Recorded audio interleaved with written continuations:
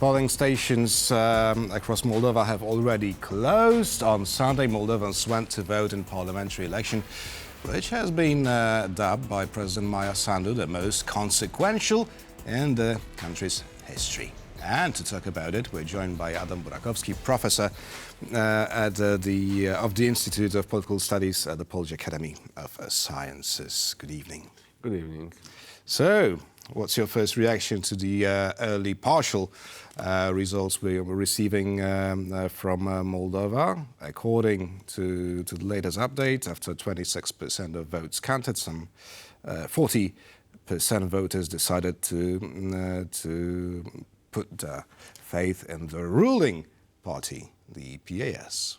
So, the Moldovans are very fast at counting. It's a small country, isn't it? Yeah, it is, but anyway, I appreciate that, really, that almost on real time, and we have all the counts, and during the whole day, the turnout was on the live basis. So, the results, if the final results will be close to this, and I think they will.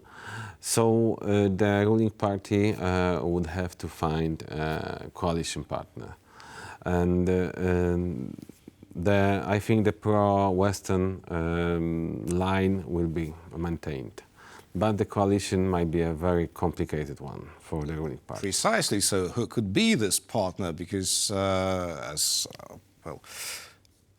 I have read, and the Alternative Party only presents itself to be, seemingly the center party, not fully abandoning the pro-European path, but most commentators say they are pro-Russian.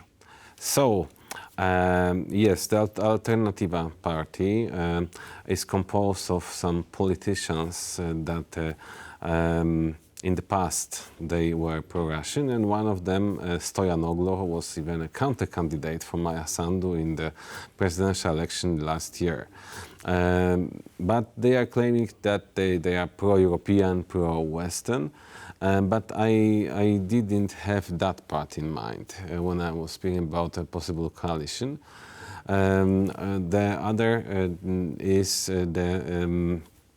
the Partidul Nostru, which means our party. Renato Usati, yes, he's at this moment he has around 7%. I don't know what will be the final result, but he might be an option. I mean, he is quite a controversial figure, but it is, I think, impossible to have the clear majority of the PAS party. Yes, as it was. Yeah. Why is the leader of the Our Party a controversial figure? There were some issues about some financing and all these things with him, but he might be really the only option or the next one. So corruption, something that Maia Sandu and her party were trying to fight over the past years. Yes, but actually, if you don't have a majority, you have to find some solution. Yes, and out of all the most possible possibilities, this might be the only one.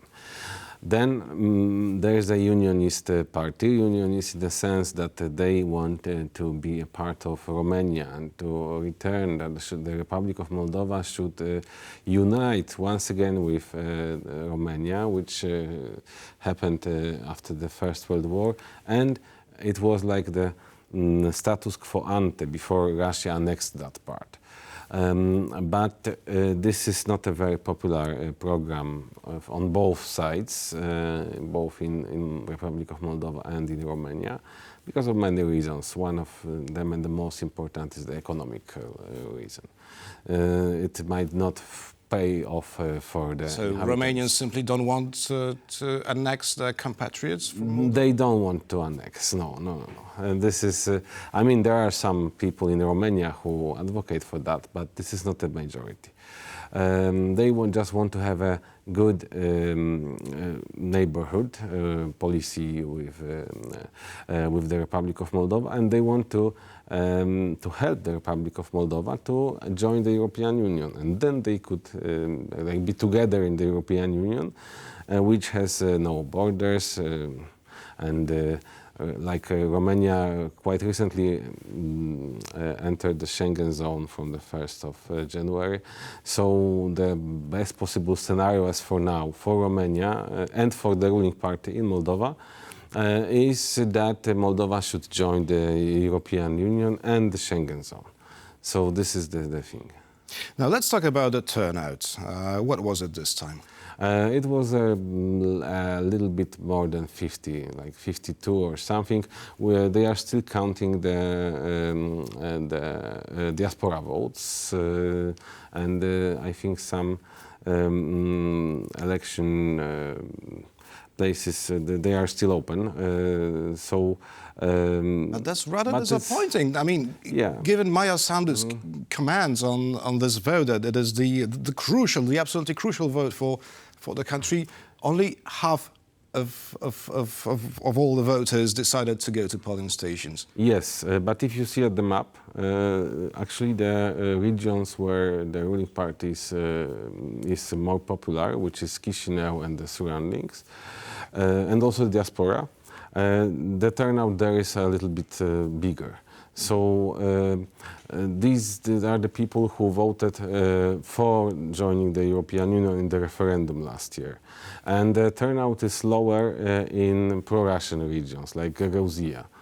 And it is significantly lower, it is around 43%, something like this.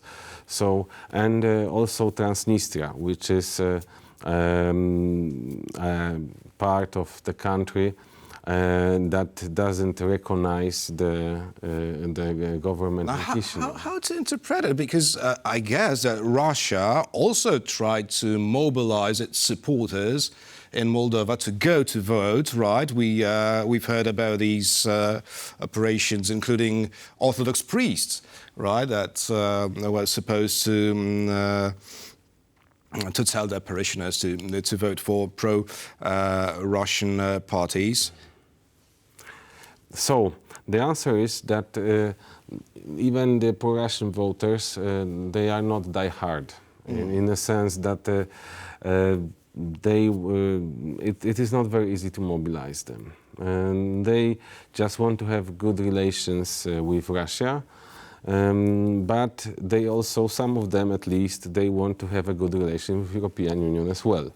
Because some of the families, they work in the European Union member countries and they want to maintain that. Also, the economy of the Republic of Moldova is much dependent on the European Union. Even the economy of Transnistria is dependent on the European Union. So this pro-Russian means not that the country should join Russia or I don't know what, but just to have better relations. This is the thing.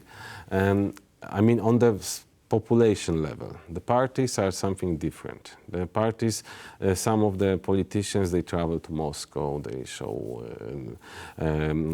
up with some Moscow politicians, with Putin elite, and they are really advocating for... Yeah, the former president, yes. He has plenty of pictures with Vladimir Putin. He is very proud of it. Now, the following question would be, what awaits Moldova in the coming days, if not hours? Now, there have been reports of, some violent protests prepared well ahead of the announcement of the results. Yes, so there will be some rally of the Patriotic Bloc, which is a pro-Russian bloc, tomorrow in Chisinau at noon, and we will see what would come out of it.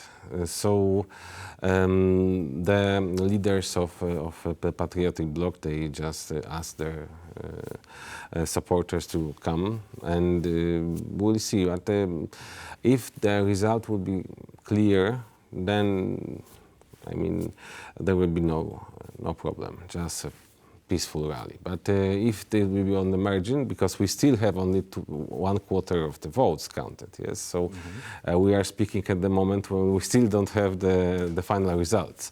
But if the results would be similar to what we have, I don't see any trouble coming. Maybe I'm an optimist, but yeah.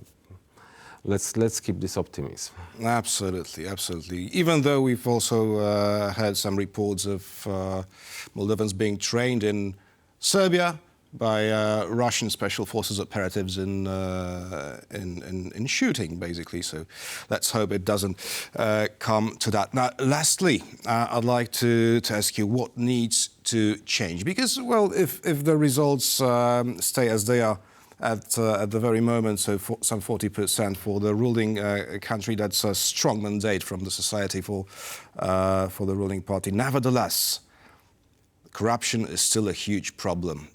Economy is, well, it's in a collapse, right? So what needs to change? So during all these years, last maybe 2 decades, the Republic of Moldova made a big economic progress. And European Union actually helps the Republic of Moldova to introduce some standards, also in the terms of anti-corruption and transparency and all this. Poland also has been through this process, and other countries of Central Eastern Europe, and it really helped to improve the standards. So the Republic of Moldova is on the way to improve it with the help of the European Union and to keep up with these standards. And the economic progress is also hard to obtain, but hopefully it would follow. If the current government and current political line would be kept, then the possible investors might come more eager than otherwise. Yes. Let's hope so, for the sake of Moldova. Professor Adam Burakowski from the Institute of Political Studies at the Polish Academy of Sciences was our guest this evening. Thank you so much, Professor. Thank you. And thank you for watching, and stay with us for much more interviews and news here on TVP World.